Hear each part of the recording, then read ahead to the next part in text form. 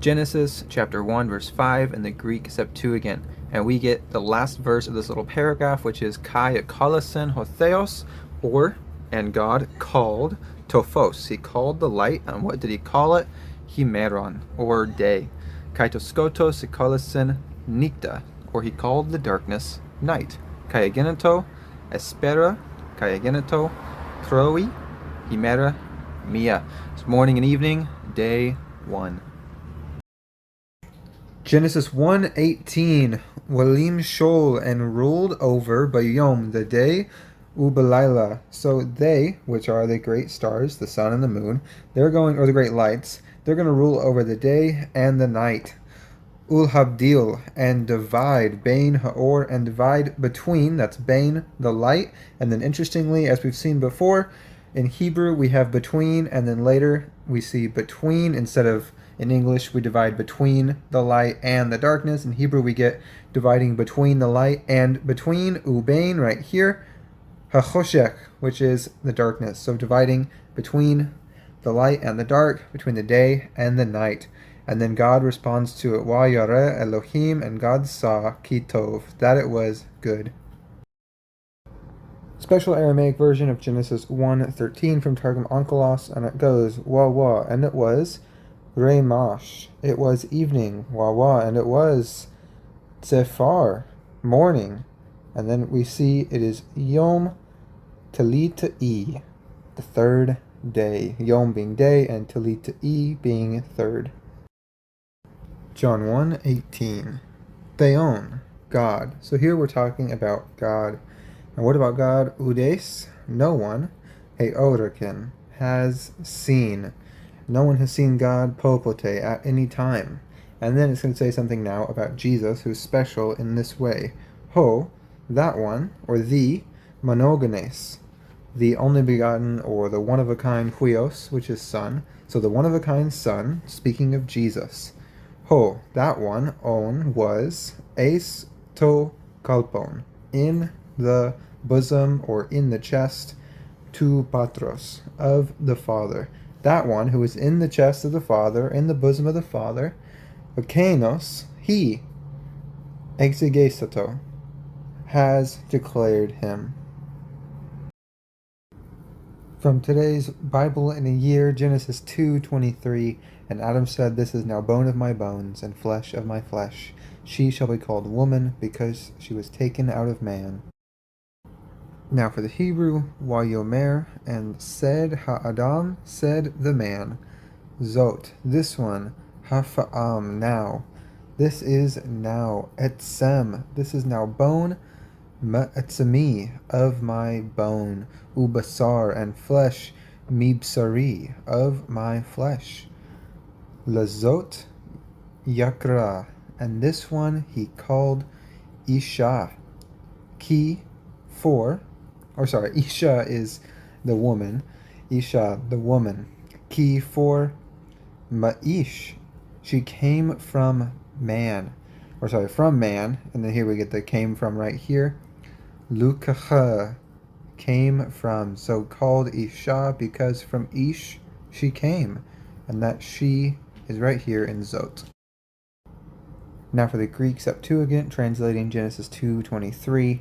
Kai, and Apain, said Adam said, Tuto, this one, noon now, Ostun, this one is now bone, Ekton, from the Osteon, my bad, from the bone, mu, of mine. This one is now bone of my bone, Kaisarx, and flesh, Ektes, from the Sarkos, flesh, mu, from my flesh. Haute, Klethesatai, was called Guinea. So this one was called woman. Hote, out of, that, because of, ek, out, to, out of the, andros, out of the man, otes, she was taken out of the man, and we get taken right here, alemthe, ote, hote, she was taken. Reading from today's Bible in a year, Genesis 3:15, the Proto-Evangelion, the first good news after the fall. And God speaking, and I will put enmity between you and the woman, and between your seed and her seed. She shall bruise your head, and you shall bruise his heel.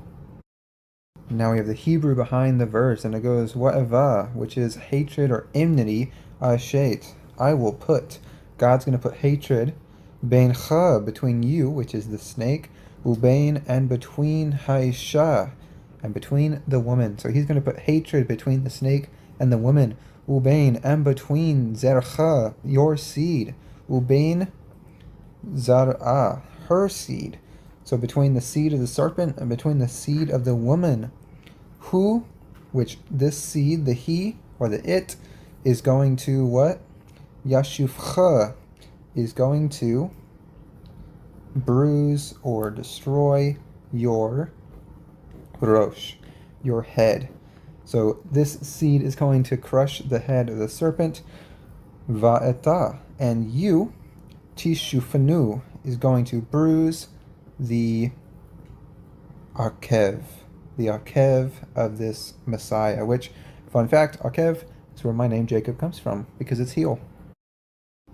And finally, for the Greek Septuagint reading, kai, and ektron, and this hatred, the hatred we talked about before between the woman and the snake, and hatred, theso, I will put anamazon, between su, you.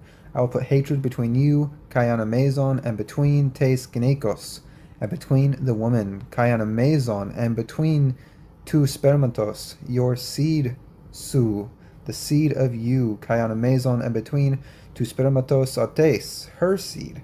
So God's going to put hatred between the woman and the snake, and their seeds are going to hate each other. Atos, he of your terese will crush kafalen, the head. He will crush your head. Kaisu, and you, tereses, will crush atu ternan, his heel.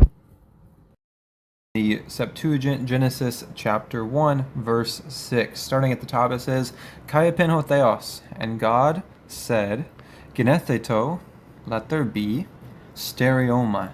And this is paralleling Laurakia in the Hebrew. It is the divide or the expanse. And where is that expanse going? In meso, or in the middle of tu huretos, in the middle of the water.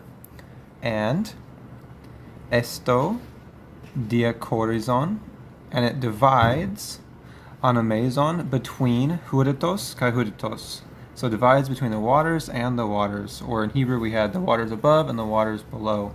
Kai geneto hutos, and it was so. From today's Bible in a Year plan, Wayit Helech, and walked Henoch, Enoch, that's a hard name to say, and Enoch walked with Ha-Elohim, with the God. So Enoch walked with God. Wa'ain no, and he was not. I was kind of hoping the Hebrew would make it more clear, but it literally says he was not. Ki lekach, he was taken, or for was taken. Oto, him, by who? By Elohim, God. From the Bible in a Year daily reading, Genesis 4:7. If you do well, will you not be accepted? And if you do not do well, sin lies at the door, and its desire is for you, but you should rule over it. The Hebrew behind the verse, here we go. Hello, it starts out with a question. Is it not true? Im, if, te tiv, if you do well. So if you do well, sa'at, you will be accepted. And that lo makes it, if you do well, will you not be accepted? Wa'im, and if lo, if you do not te tiv, if you do not do well, what's going to happen? Lepatak, at the door, chatat, sin, drovets, sin lies at the door. If you don't do well, sin is lying at the door. Wa'elicha, and for you,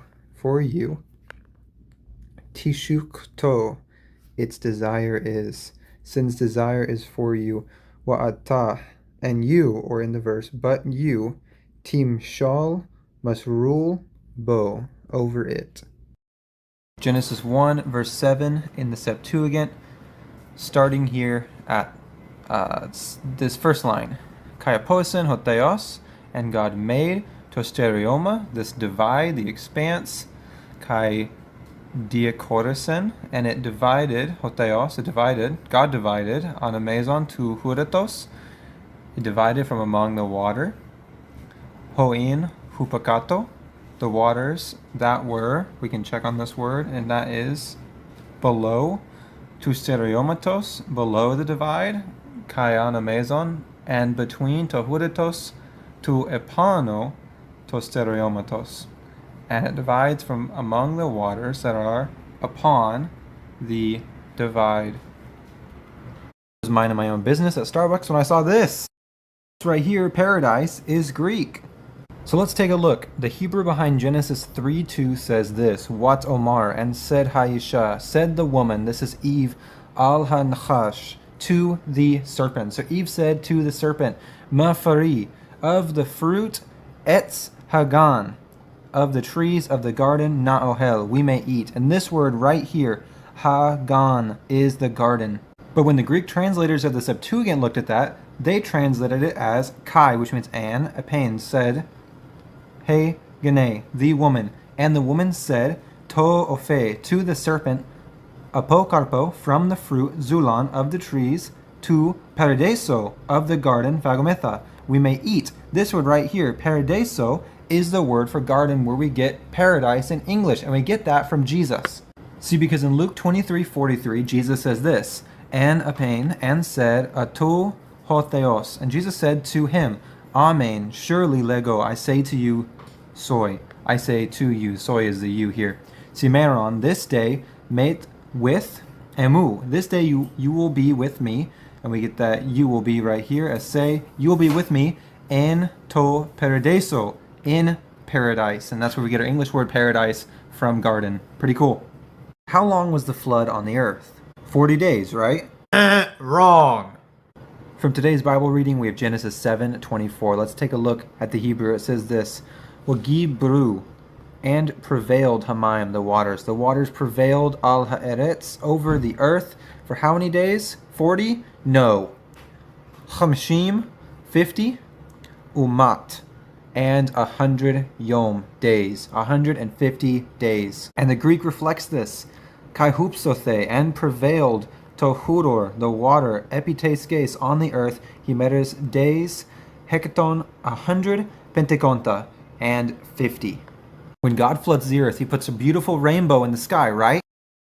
Wrong. He puts his war bow. No, instead God says this in Genesis 9:13 in our daily Bible reading. He says, Et kashti, my bow, natati, I set ba'anan, in the clouds, Wahita, and it will be laot, a sign, brit, of the covenant. And it's going to be a covenant between Beni, between me, Ubain, and between Haaretz, and the earth. This word right here, Gashti, is not a rainbow as we think of it, a pretty bow, but instead a war bow. In the other places in the Bible, it's also translated as a bow for hunting and battle. And the translators of the Septuagint knew this. They said this, Totoxon, the bow mu of me, my bow, tithemi, I place inte nefele, in the cloud, kaiestais, and it is, Simeon, a sign, diathekes, of the covenant on Amazon between emu, kaiteskes, me and the earth. And it's shown right here to be translated as a bow throughout the New Testament. Now in Genesis 9, God places his war bow in the clouds to show Noah and future generations that he's not going to rain down wrath on them, but it doesn't stay like that forever. See, because in the book of Revelation, they tap into this idea. Here's what John records. Kaedon, and I saw, Kaedu, and now you see, behold, Hippos Leukos, a white horse, Kai, and Okathimenos, the one sitting eptato, on it, the one sitting on it. Take a look. Exon, he has toxon, a bow. Kaiadothen otu, and given to him Stephanos, a crown. Kai exelthen, and going out Nikon, he conquers. Kai hina nikese, and he's conquering. God places that bow in the clouds to tell his people he will not rain down wrath on them until Jesus comes back and he takes that bow in the day of judgment. Time for one of the strangest stories in all of Genesis, which is definitely saying something. Does Ham have a child with his mom? See, that's one of the theories about this very strange section in Genesis 9:22. And it says this, Wayira, and saw Ham. So Ham saw, and Ham is Abi Canaan. Ham is the father of Canaan. He saw it Arvat. He saw the nakedness Abiv of his father. Now, what does this nakedness mean? Let's turn to Leviticus. See, Leviticus 18:8, also penned by Moses, says this, Arvat, the nakedness of Eshet, the wife Abicha, of your father. So the wife of your father, in other words, your mother's nakedness, lo tagle, do not uncover that.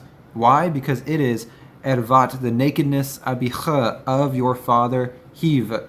It is the nakedness of your father is what? Your mother.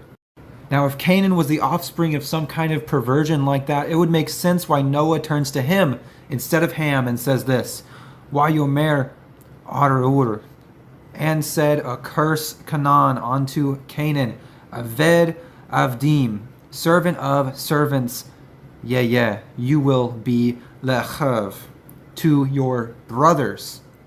And then, strangely enough, Noah turns to Shem and says this, Wayomer, and said, Baruch, blessed Adonai, be the Lord, Elhi, the God Shem of Shem. Blessed be the God of Shem. Okay, totally normal so far. But remember, Canaan is going to be the servant of his brothers. Now, Shem should be his uncle. But if Ham had a child with his mother, then Canaan would also be Shem's half-brother. And Noah turns to Canaan and says this, Wayahi Canaan, and you will be Canaan, Aved, a servant, Lamo, of him, which is Shem, possibly his half-brother. And if you're still not convinced, I challenge you to question why Canaan is cursed, when Canaan seems to be Ham's fourth son, not his firstborn. As we see here, Ubani, the sons of Ham, the sons of Ham, were Cush, Mitzrayim, Cush, Mizraim, Put, Put, and then finally, which is and Canaan, his fourth son, Canaan. Super weird. Genesis 1, verse 8 in the Septuagint, Kai Kolasen Hoteos, and God called to Stereoma, this divide, Oranon, which is heaven. Kaeden Hoteos, and God saw Hotikalon, that it was good. Kaegenato Hespera, and it was evening. Kaegenato Proi, and it was morning. Himera Duetra. Day 2. Asphalt, the backbone of America's constantly decaying roads. But did you know that asphalt is actually in the Bible? See, in today's Bible in a Year reading, in Genesis 14:10, it says this, Wa Emek, and the valley Hasidim of Siddim, we have what? Be'erot Chamar, which is wells of asphalt or wells of pitch. Let's take a look at how the translators of the Septuagint brought that word from Hebrew into Greek.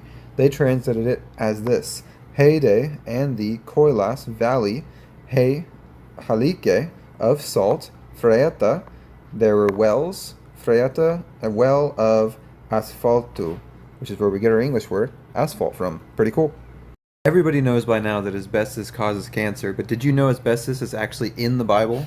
Check this out. Jesus says this in Mark 9:43. Kai aeon, and if scandalize say, causing you to offend, heker su, your hand, so if your hand causes you to sin or to offend, apokopson otain, cut it off, kalon soy, it'd be better for you, esten, to enter, kilon, maimed, esten zoin, into life, eselthen, going in. It'd be better for you to go into eternal life maimed, than tas duokeres, the two hands, exonta, having, then the one having two hands, apelthen, going out, eistain, into Gehenna, into the fiery trash heap. And then here's where we get the asbestos at the end. Eis, into to pyre, the fire, to asbeston. And right here is where we have the English word for asbestos. See, asbestos here means unquenched or unquenchable. It is never going to burn up. And the English word asbestos that we use is for the mineral used as insulation that never burns up and never catches on fire. Pretty cool. I bet you didn't know that wine is one of the easiest Bible vocabulary words to learn. Check this out. This is going to be one of the easiest vocabulary words for the Old and the New Testament in their original languages. We're checking this out from Genesis 14:18 from our daily Bible in a year reading, and it goes like this. Melchizedek and Melchizedek Melech Shalom, the king of Shalem. Check this out. Hutzit, he took lechem, bread, and then check out this word right here. It starts off with wa, which is and, yain, yain, and that translates into wine. And yes, it is related to English wine. And when the translators of the Greek Septuagint saw that Hebrew word yain, they translated it as this. They said Kai Melchizedek and Melchizedek, Basileus, king Salem, king of Salem. He took artos, which is bread, Kai, here's the word, winon, which is actually where the English word wine descends from, is winon in Greek. Pretty cool. I bet you didn't know that wine is one of the easiest Bible vocabulary words to learn. Check this out. This is going to be one of the easiest vocabulary words for the Old and the New Testament in their original languages. We're checking this out from Genesis 14:18 from our daily Bible in a year reading, and it goes like this. Melchizedek and Melchizedek Melech Shalom, the king of Shalem. Check this out. Hutzit, he took lechem, bread, and then check out this word right here. It starts off with wa, which is and, yain, and that translates into wine. And yes, it is related to English wine.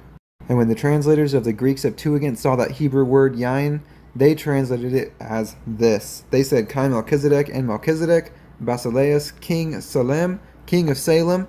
He took artos, which is bread, Kai, here's the word, winon, which is actually where the English word wine descends from, is winon in Greek. Pretty cool. Translating this verse out of Hebrew totally changes its meaning. This is from today's Bible in a Year reading from Genesis 14:18, and it goes like this. Melchizedek. We know this name in English as Melchizedek, as we see below right here, but in Hebrew, Melchizedek means the king, Melchi, of righteousness, Tzedek. And then we see he is the Melech of Shalem, which comes from Shalem here, the Hebrew word for peace or perfection. He is the king of righteousness, the king of peace. Totally changes its meaning.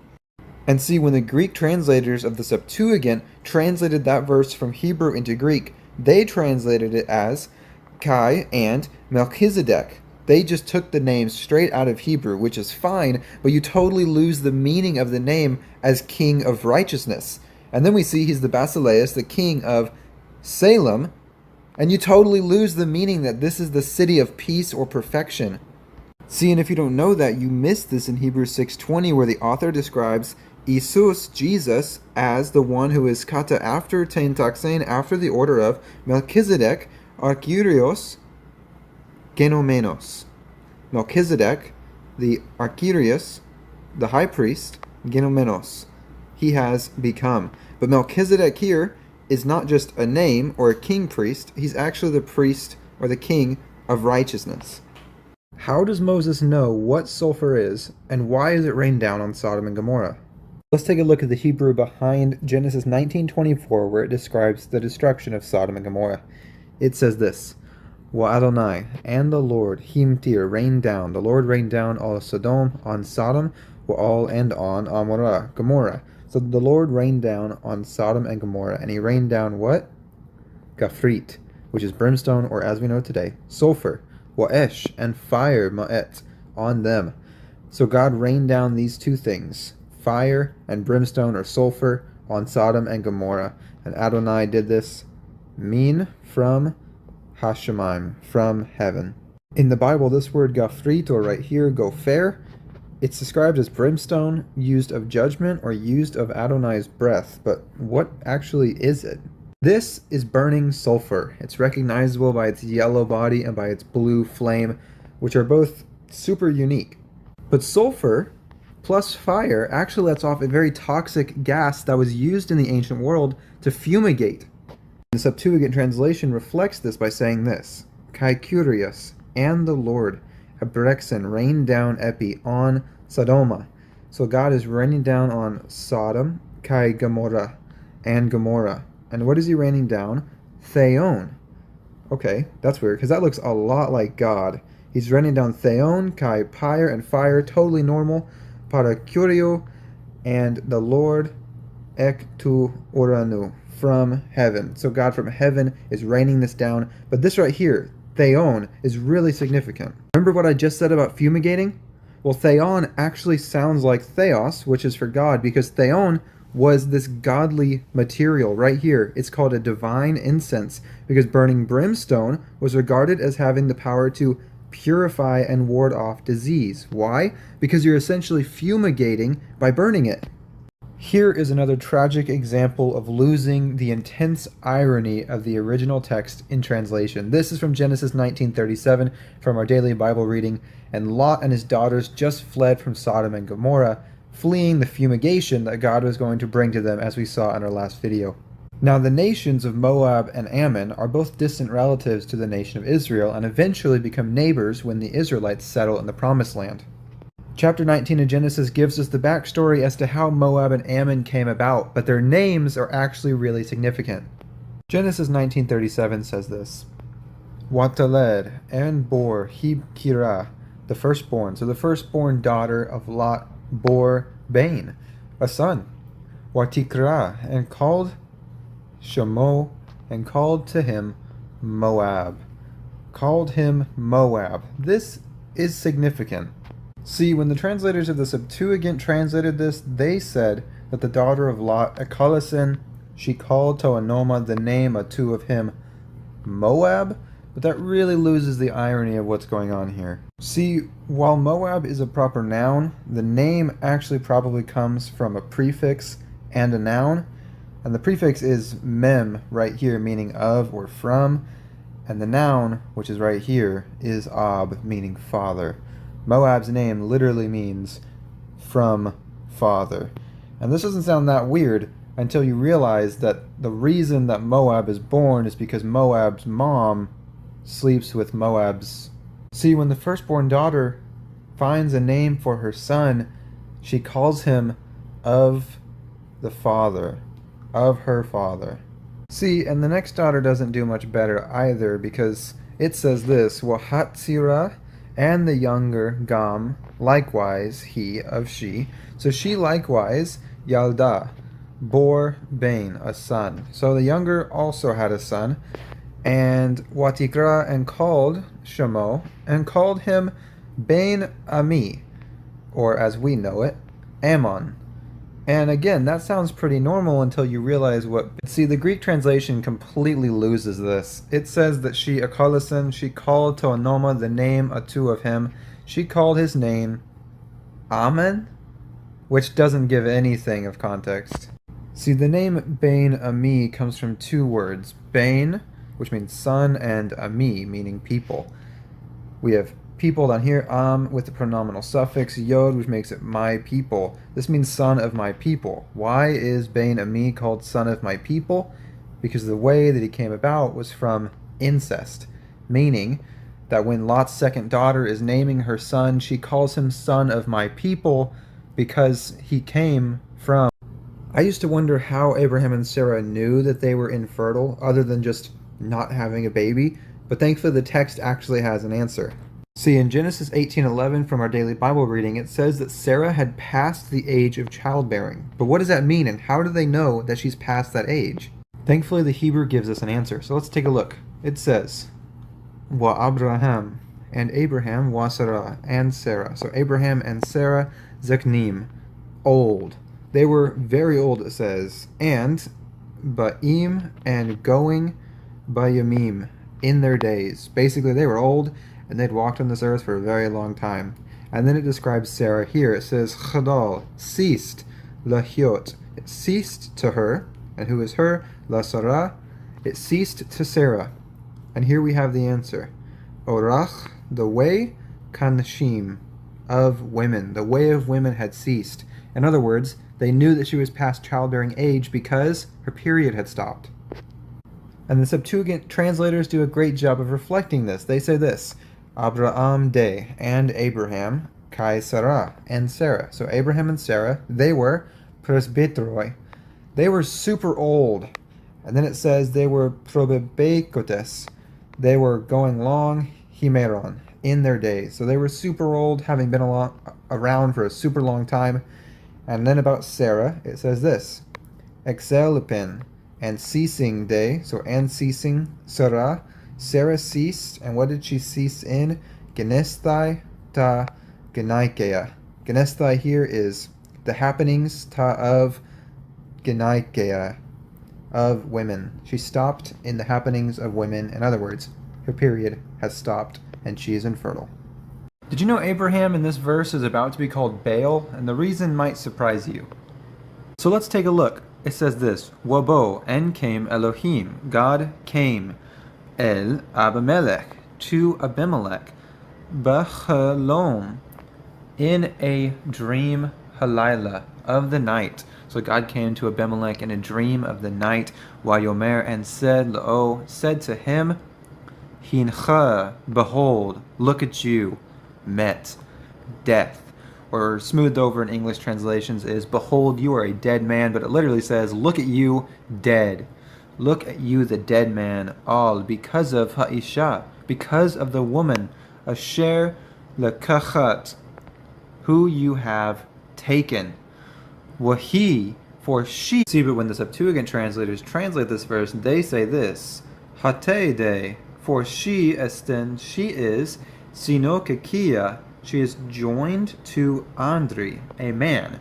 She's joined to a man. That makes total sense. Why is he called Baal in Hebrew? Stranger still, even David calls the Lord God Baal when God defeats his enemies. And it happens right here in 2 Samuel 5:20. He says this, Al-Ken, because of this, Kara Shem, he called the name of Hamakom, this place, Hahua, it was Baal Perazim.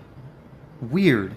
Even stranger still, God acknowledges that the people call him Baal. Check this out in Hosea 2:16. It says this, Wahaya, and it will happen, Bayom, in that day, Hahu, that this. So this will happen in that day. Naum, says Adonai, the Lord. And what does he say? Tikrai, that you will call Ishi. You will call me Ish. Walo, and will not Tikrai, will not call Le'i, to me, Od, anymore, Baali, my Baal. See, in the Greek Septuagint doesn't help at all with this, because God says that they will kalase me, they will call him ho aner.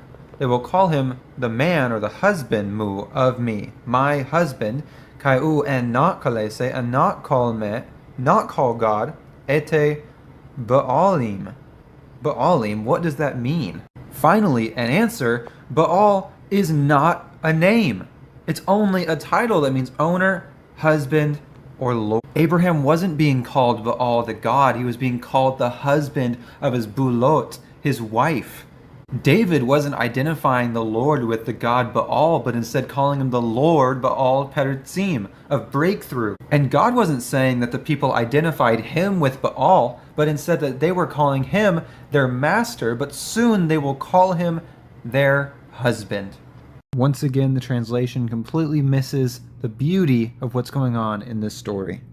This comes from Genesis 21:3 from our daily Bible reading, and it says this, Wakara, and called Abraham called et tu Shem, name, Beno, son of him.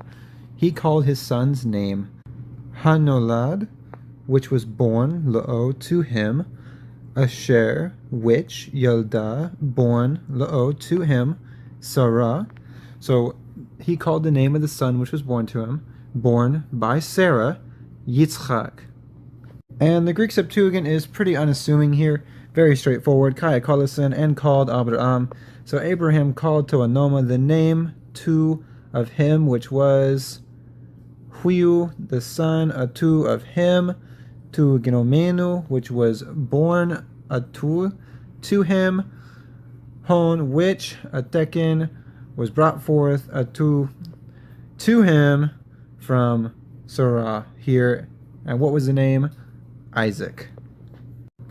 Well, see, the beauty of the story comes from looking at the original meaning of the name Isaac.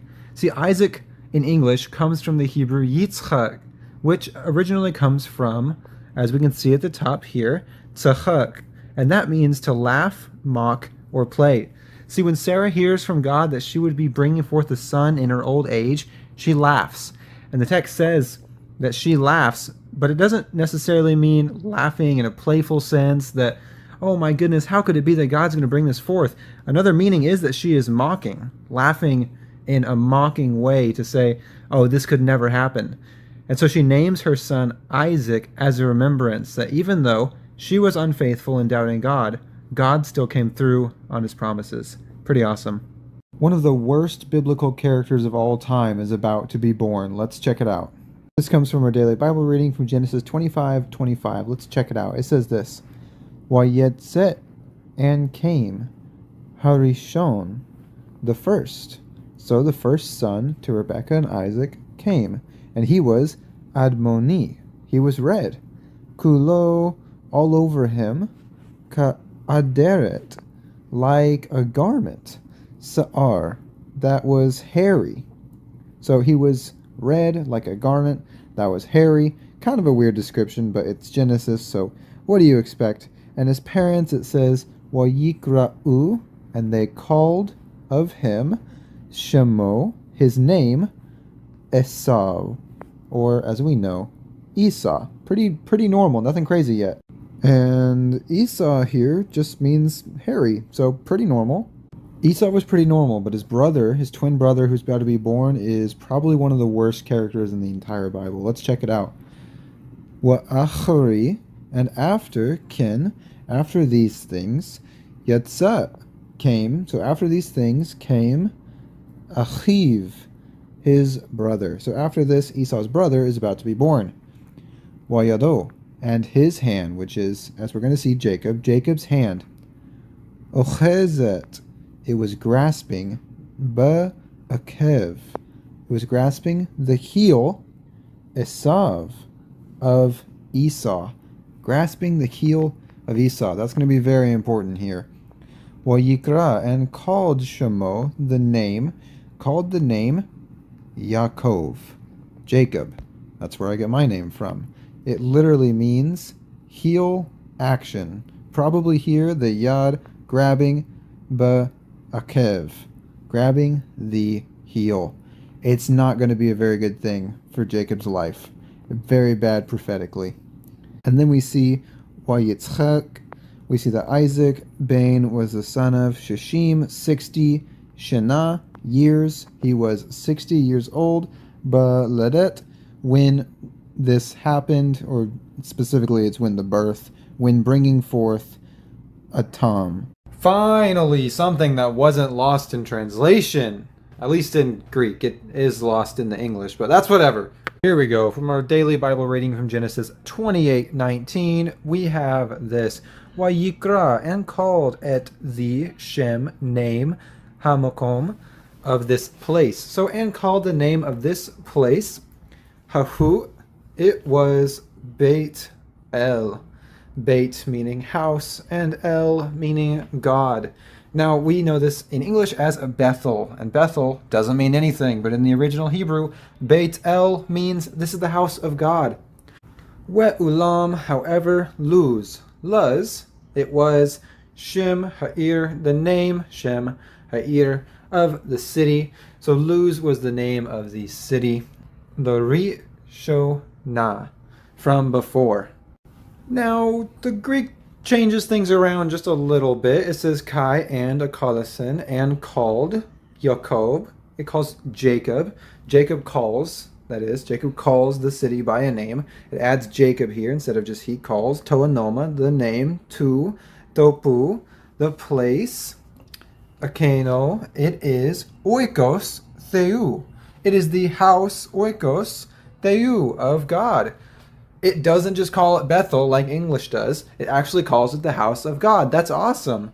Kai ulamlos, and ulamlos it was, onoma, it was the name, tepole, of the city, to proteron, from before. But right here in Greek, it doesn't lose that it's the oikos theou. That's so awesome. It's not lost in translation, except for when it comes into English. Ooh, hoo, hoo. See, Jacob has just finished wrestling with the angel, which is God, and he actually gives Jacob a new name, which is awesome because my name is Jacob. But here, Jacob, which is heel snatcher, Yaakov, which we see here, is finally changed to his new name. Let's see what the angel names him. We get this, Wayomer, and said, Lo, no longer, not Yaakov, Jacob. So you're not going to be Jacob anymore. Yemer, Od, said, anymore. You're not going to be called Jacob anymore, but instead, Shimcha, your name, Ki'im, it's going to be Yisrael. Yisrael. And why is that? Ki, for Sarita. We see that Jacob is wrestling. Sarita, im, with Elohim, with God. Wa'im, and with Anshim, with man. And then we see this right here, which is Wat ukol, and were able. We do lose some of this with the Septuagint reading, but that's okay. It says this, Apen, said de, so and said atu. He said, U klethesetai, no longer will you be called eti, toanoma, the name, su, which is your. So your name will no longer be called Yaakov, Allah, but Israel. It will be called Israel. Estai toanoma, for your name, and that yours here, su, hotzi, that aniskisas, wrestle, meta theou, with God, kai meta, and with, anthropon, man, dunatos. You are. Well, we sure are still in Genesis. Let's check out the story that's going to happen in Genesis 30:16. Here we go. Wayabo. So came out, Yaakov, Jacob came out, main, from Hasadeh, from the fields. So Jacob came out from the fields, Ba'erev, in the evening. Watetze, and came out, Leah. So Leah came out, and what did she do? Likrato, she came to Jacob, called out to Jacob, Wat Omar, and said, Eli, to me, Tabo, you must come into. So she wants Jacob to lay with her. Ki, for Sakor, so that means hired. So she's hired, and what has she hired?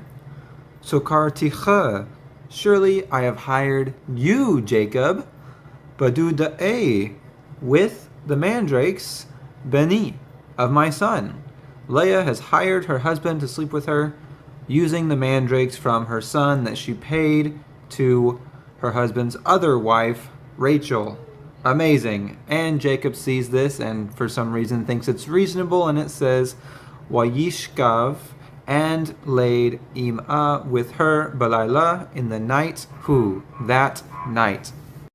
Well, like I said before, Jacob doesn't think that's weird at all. So let's take a look at the Greek Septuagint. It says this, Eseothen day, and came out Yaakov, ex, from Agru, from the field. That's actually where we get agriculture from, Agru. So he came out from the field, Hesperas, in the evening, Kai exeothen, and went out, Leah. So Leah went out, Es sinantisen, and met Atu, and met him, Kai pen pros, and said to him, Me esluse, sleep with me, Simeron, this day, Memisthomai, for I have paid, gotta say, for you, anti, with tone. And check this out, this is where we get the English word for mandrakes from, mandragoron, right there, mandrakes, to huiu, the son mu of me. I have paid for you with my son's mandrakes, so you need to come with me. And so Jacob thinks this is reasonable, and we see Kai and Okoimethe, and laid metates, with her, tin, the nikta, the night, a Canaan. It happened. So Jacob thinks it's reasonable, and he lays with her that night. But check this out. Well, here's the real kicker. You see Leah has a child from this interaction, and here is where her child is given a name, and it is probably one of the strangest names of the tribes of Israel. so far in the Bible. Let's check this out. What Omar and said Leah. Leah said, Natan, given Elohim, God. God has given Sakri, my wages. Aser, for Natati, I have given Shafchati, my maidservant, my female servant, La Ishi, to my husband. Watikra, and called Shemo, Yis Sakar, or as we know in English, Issachar. But what does Issachar mean? Well, Yis Sakar comes from Sakar, which in Hebrew means hired or wages, meaning that Leah names the son Issachar because he was conceived from her hiring her husband from Rachel. So I don't know what's up with that, but I do know the Greek totally misses the meaning and the wordplay. It says this, Kai and Apain said Leah. So and Leah said, Erokin, given, Hatheos, did God, ton misthon, the wages. Misthon is wages. See, in Hebrew, it's Sakar. So Issachar, we get Sakar right there. It's pretty obvious it means the wages that have been given to me by God because I hired my husband. But unfortunately in Greek it's misthon, even though his name down here is still Issachar. But it says misthon mu, meaning my wages. And we just totally lose the meaning of Issachar here.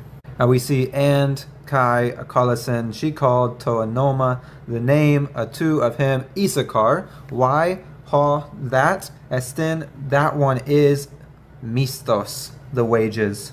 Crazy, crazy Genesis stories. Another horrific Genesis story. How exciting.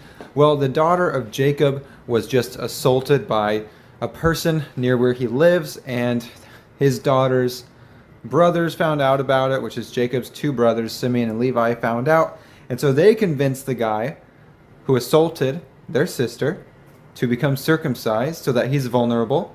And when he does that, this happens. It says, B'nai, the sons of Yaakov, the sons of Jacob. Wow, this is going to be great. Ba'u. So they went all on or towards Ha'chalalim and killed them. So while they're vulnerable from their circumcision, Simeon and Levi go and massacre the city because of their leader's assault on their sister. And then it says, Wayabazu, and looted Ha'ir, the city. Why? Asher.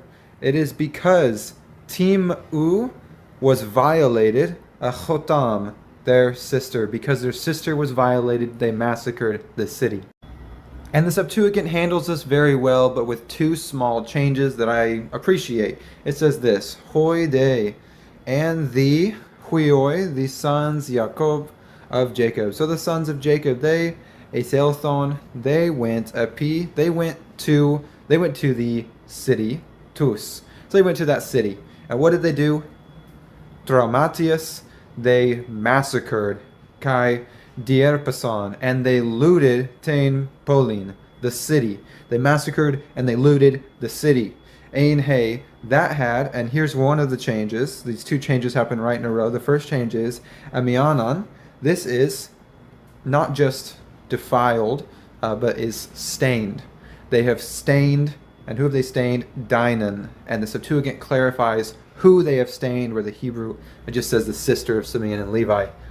But they have stained Dinah, Tena Delphine, the sister of Aton, of them, which is Simeon and Levi. Really interesting verse. Another example of something being kind of half lost in translation. Here we have from our daily Bible reading, Genesis 35:18, when Benjamin is born, but his name doesn't start off as Benjamin. So let's take a look at what his mother Rachel originally names him. Wayahi, and it happened. But with her last nefsha, with her last breath, ki, that mata, that she was dying. So her last breath for dying, it was her final breath, and she does what? Watikara, and she called Shemo, the name of him, Ben, which is son, Oni. Ben Oni. And Oni here means suffering. So as she's suffering and dying, she named her son Ben Oni, probably because Ben Oni is the reason that she's dying and suffering, because she's dying in childbirth. So she names him Ben Oni. And then it says, Wa Abiv, and the father, which is Jacob, Kara, called Lo to him. So in other words, he renamed him Ben Yamin, which is son of my right hand.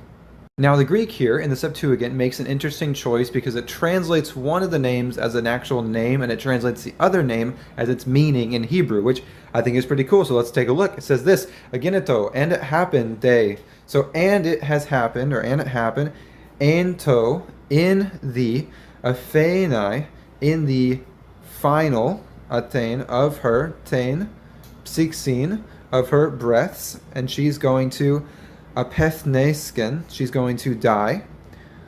Gar, she, or for, she has a kolasin, she calls toanoma, the name, atu, of him. So all that to say, smoothed over, in her dying breaths, she calls his name, huios, odines, mu, son of my suffering. And you can see here that it's not Ben Oni, just transliterated, but it's actually huios, son, odines, suffering, mu, of my. It's actually the meaning of the name, which is really cool. Hode, but the pater, the father, so the father Jacob is going to rename him.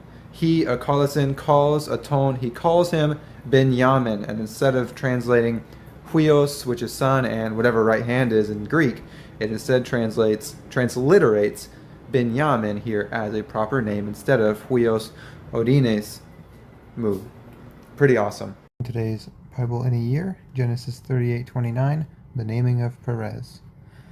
Wayehi, and it was, Kamshiv, drew back Yado, his hand, and it was that he drew back his hand, Wahine, and behold, or and look, Yatsa, came out, Ahov, his brother, Watomar, and said, or and she said, Ma, what?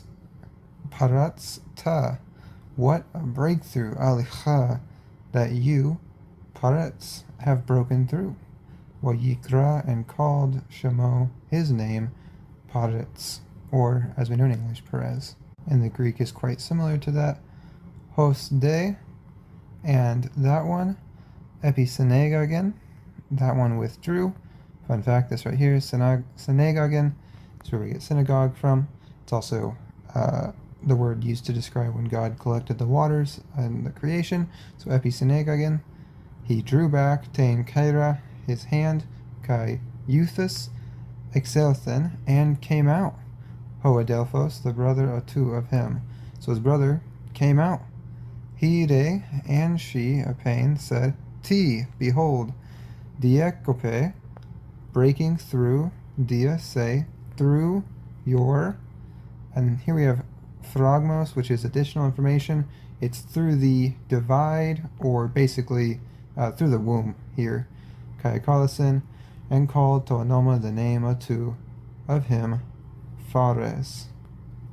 Here we have one of the only other times in the Bible that word peretzim or peretz is used, and it's used to describe God. It says this, Wayubo, and came David. So David came to, which is Ba here, Baal, to Baal or Lord, peretzim, to the Lord of breakthroughs.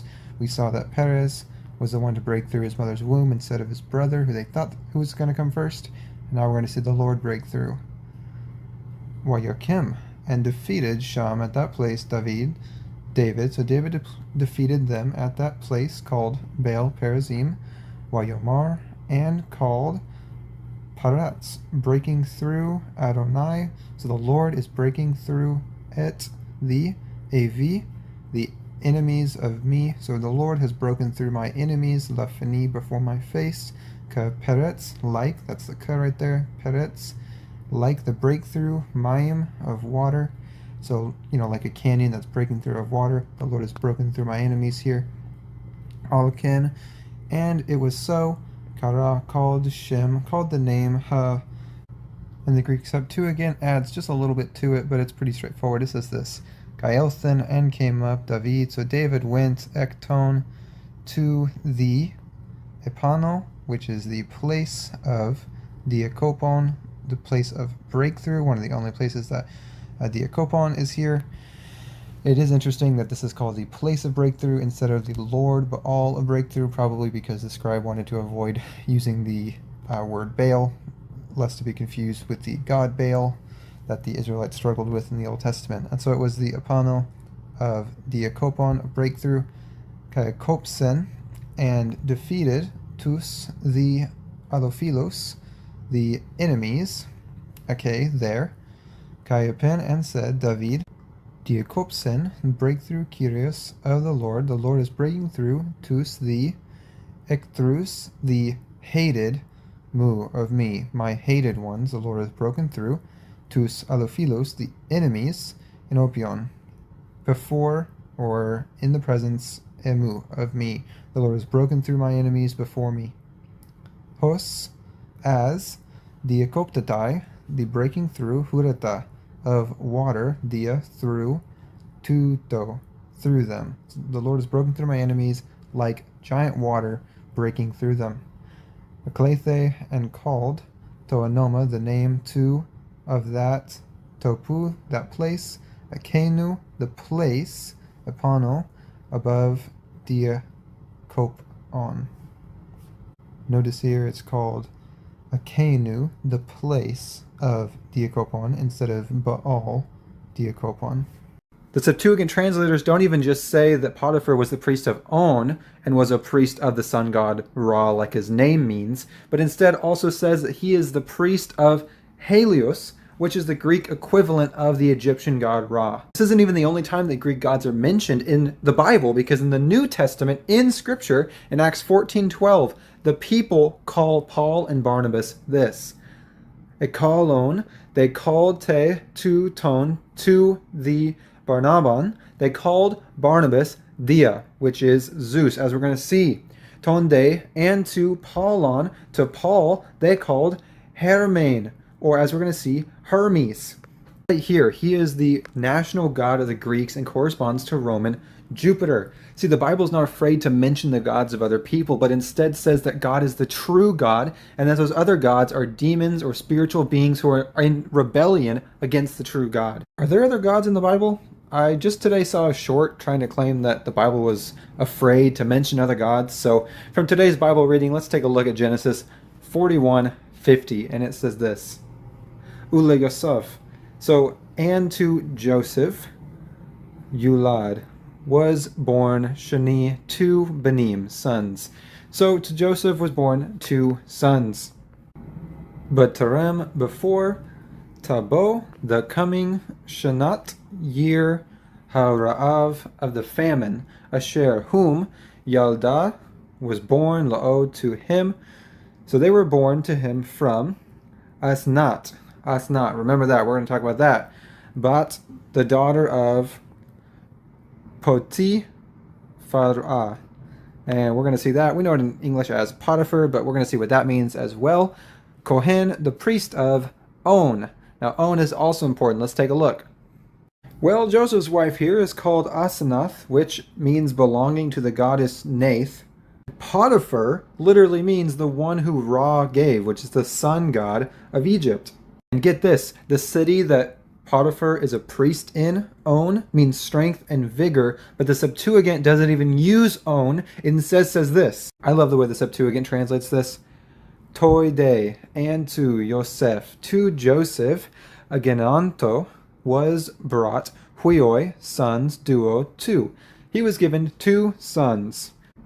Pro, before, to the Elthane, the coming, ta, of Hepta, 7, ate, years, to of Limu, the famine. That was kind of long. But in the 7 years before the famine, he was given 2 sons. Hus, who, Etikin, were brought forth. Autoi, to him. Aseneth, which we already saw. Thigatir, the daughter of Petafre, which we already saw, Potiphar. But get this. Herios, the priest of Heliu. Now that's important. Poleos. Heliu, like the god of the Greeks, Helios. Poleos, the city of Helios, the sun god. The Septuagint translators don't even just say that Potiphar was the priest of On and was a priest of the sun god Ra, like his name means, but instead also says that he is the priest of Helios, which is the Greek equivalent of the Egyptian god Ra. There's a famine in Lego City! Let's check it out. Genesis 43:1 from our daily Bible reading. It says this: Waha Ra'av, and the famine, Kaved, was extreme, ba'eretz, in the land. Very short today, but let's check out some alternative readings. The Septuagint translates it this way: Hode and the Limos, famine, Aniskasin, was extreme. And here's my favorite phrase in all of Greek. It's epites geis, upon the earth. Targum Onkelos says this: Wakafna, and the famine, Takif, was severe, ba'era'ah, on the earth. Interestingly, Targum Jonathan also says the same thing. Wakafna, the famine, Takif, was severe, ba'era'ah, on the earth. The Book of Jubilees, which is a retelling of the Book of Genesis, says this: Waha Ra'av, and the famine, Gadol, was great, Ukavad, and severe, ba'eretz, on the earth. Canaan, or on the land of Canaan, Canaan here. Ubakol, and all ha'eretzot, the lands. So here is all the earth, or in the earth of Canaan. Here is all the lands, ha'eretzot. Laved, except for Ma'eretz, in the land Mitzrayim, of Egypt. Jesus also talks about a famine in Luke 4:25. He says this: Intes in the Himeres, in the days of Eliu, or as we know, Elijah. And let's skip down here to Ento Israel, and then skip Ageneto, there was, or sorry, Ento Israel is in Israel. Ageneto, there was Limos, a famine, Megas, which we get the English word mega from. It's huge. Epi on Pasan, all ta'en gain the earth. Jesus is referencing this passage in 1 Kings 18:2, which says, Wayelech, and went Elihu, which is Elijah, Laharaot, to make an appearance, Al-Achab, to Ahab, Wahara'av, and the famine, and here we have the extreme word, Chazak, it was extreme, Bashom Ron, in Samaria. The Septuagint of that verse says, Kaihe, and the Limos, the famine, it was Krataya, it was powerful in Samaria. And what we see right here, Krataya, let's take a look. Interestingly, Krataya comes from the Greek Kratos, which is personified as the god of force and strength. Not that the Bible is saying that, but it's very interesting that that is where Kratos, the god, comes from. Additionally, we also saw Elias, which we know as Elijah, which is my God is Yahweh. But don't confuse that with Helios, which is the sun. We earlier saw that Potiphar was the priest of Helios, which is personified as the god of the sun. Super interesting. Check out this Reddit post. Was Paul a false prophet and a ravenous wolf? Jesus in Matthew 7:15 says to watch out for false prophets that are ravenous wolves. And Genesis 49:27, Benjamin is said to be a ravenous wolf, and then Paul is a Benjaminite. Look at some context first. Genesis 49:27 says this: Benjamin, Za'et, is a wolf. Yitraf, that is devouring. He is a devouring wolf. Boboker, in the morning. Yochal, that eats ad, it eats its prey. Wala erev, and in the evening. Yachalek, it divides. Shalal, it's. The Septuagint translates this as Benjamin, Lukos, wolf harpax, is a devouring wolf. To proinon, in the morning. Eretai, it is eating its prey. Eti, guy, and ace, into the, in the hesperes, in the morning. Diadose, dividing. Trophain, its food. And this is especially interesting because in Matthew 7:15, like what the post said, Jesus uses this exact same terminology to describe false prophets that are lukoi, the wolves, harpages, devouring. He says this: prosekte, beware apo, beware of, ton, the pseudo-propheton, or pseudo-prophets, the fake prophets, beware of them. Hoitines, which, ergonta, go pros to humas, they go to you, in demasin, clothes of probaton, of sheep. Esothen, de is but, esothen, on the inside, esen, they are, lukoi, wolves, harpages, which are ravening. But there's even more. In John 3:9, in the famous John 3:16 passage, Jesus is talking to a man named Nicodemus. The name Nicodemus comes from Nikos and Demos. Demos means people or mass of people assembled in a public space. Nikos here comes from victory, to utterly vanquish, but Nike is also personified as the god of victory. And the last one that you might not know is Lucifer, the name of Satan, right? No. See, Lucifer is not really a name at all. It's a title coming from lux in Latin meaning light and fer meaning bearing. It should be saying light bearing, not a proper name. Maybe a better name would actually be phosphoros, which is where we get the English phosphorus, which is a very brightly shining chemical. And this is reflected in the Septuagint of Isaiah 14:12, where the name Lucifer comes up when Lucifer is actually called Heosphoros, right here, the light bearer. And this is especially interesting because in Matthew 7:15, like what the post said, Jesus uses this exact same terminology to describe false prophets that are lukoi, the wolves, harpages, devouring. He says this, prosekte, beware apo, beware of ton the pseudo-propheton, or pseudo-prophets, the fake prophets, beware of them. Hoitines, which ergonta go pros to humas, they go to you in demasin, clothes of probaton, of sheep. Esothen, de is but, esothen on the inside, esin they are, lukoi, wolves, harpages, which are ravening. And here we have Paul admitting that he's from the tribe of Benjamin in Philippians 3:5. It says this, peritome, circumcised, octa himeros, on the 8th day, ek genus, from the tribe or from the people of Israel. He is an Israelite circumcised on the 8th day. Philes, of the tribe of Benjamin, right here. He's of Benjamin. Hebreos, Hebrew, ek, out of Hebreon, out of Hebrews. Kata, according to nomon, the law, Phariseos, the Pharisees. A Jewish interpretation of this passage in Genesis 49 in Targum Onkelos says that Benjamin will be the place of the Shekinah, or the presence of God. And so because of that, and the fact that the temple is going to be there, the Kohanim, which is the word for priest, are going to offer sacrifices, and they're going to divide that as they eat it amongst themselves. Another Targum Jonathan on Genesis, says about the same thing. See, but what I find really interesting is that this language here, a lukos harpax, that's not the only time that harpax shows up in the Bible. Jesus uses it to describe false prophets, but what does harpax actually mean? Well, right here it means rapacious, ravenous, an extortioner, or a robber. Someone who's grabbing or wanting something or taking something with volition. See, but Paul in 1 Thessalonians 4:17 actually uses that same word to mean this. He talks about hoi zontes, which is the living, the ones with life, and he says that they are going to be harpagesometha, from the word harpazo, and if you're a very astute Bible student, you might know that that's where we get our English word rapture. So no, Genesis 49 does not mean there's going to be one from the tribe of Benjamin who's going to come and lead people away from Christ. We just discussed if Paul was the likoi who was going to pull people away from Christ, the ravenous wolf that Jesus talks about in Matthew 7:15. But you know what really reminds me of that word likos is Lucas here, the accompanier of Paul in 2 Timothy 4:11. It says, Lucas asten, he was monos, the only met with emu, with me. Paul says Lucas was the only one with him.